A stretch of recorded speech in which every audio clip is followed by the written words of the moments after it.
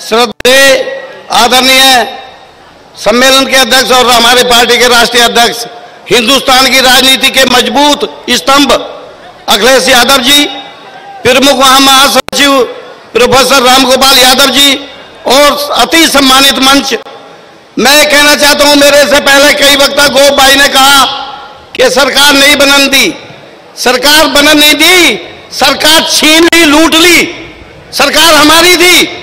बच्चा बच्चा ये कह रहा था प्रदेश का और देश का कि वहां अखिलेश यादव मुख्यमंत्री बनेंगे।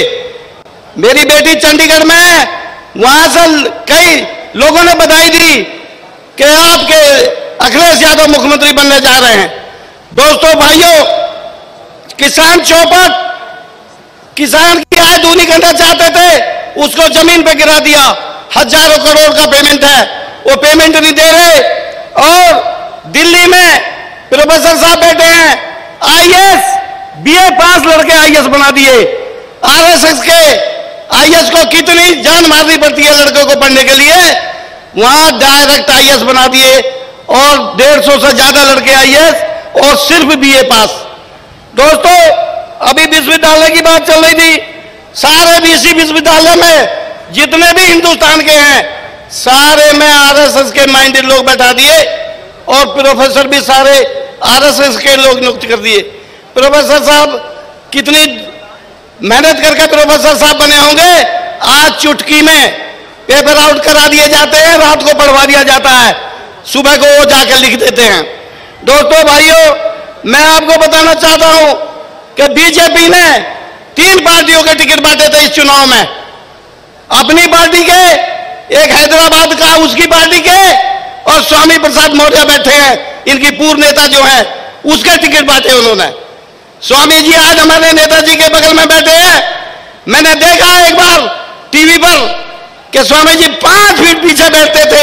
ये हमारे नेता की खासियत है, बगल में बैठाते हैं कोई आता है तो। ऐसे हैं हमारे नेता।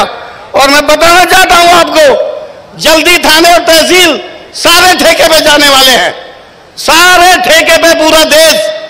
कोई कहता था गांव में कि नालायक लड़का जमीन बेच दी बाप की, कहता था बाप की जमीन बेच दी, बहुत नालायक है, और देश के प्रधानमंत्री ने देश बेच दिया, इसको क्या कहोगे आप?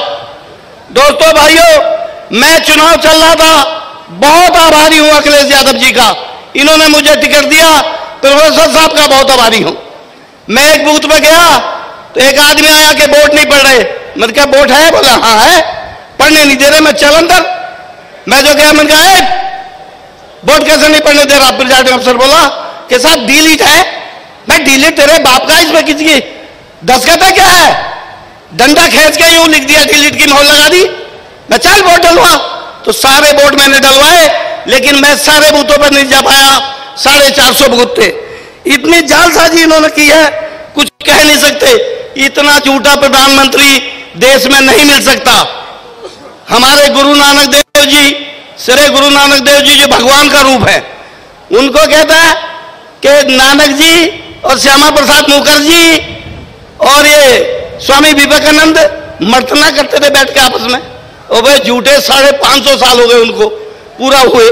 कितना झूठ बोलता है यार, और शर्म नहीं आती। मैं कहता हूं इसके सामने, देश का पहला प्रधानमंत्री है जिसने आज तक मीडिया को फेस नहीं किया। मीडिया के सामने नहीं आया, मीडिया वाले बैठे हैं। टटपुंजी नेताओं को भेज देता, जवाब सवाल कर लो, किसी सवाल का जवाब उसने नहीं दिया। विनोद दुआ मर गए, उन्होंने कहा था मैं जिंदगी से संन्यास ले लूंगा, प्रेस नहीं करूंगा, मेरे 5 सवालों का जवाब प्रधानमंत्री दे दे, खुलेआम लाइव टेलीकास्ट होगा। चुप्पी मार गया मेरा भाई, बहुत झूठा आदमी है। मैं अंत में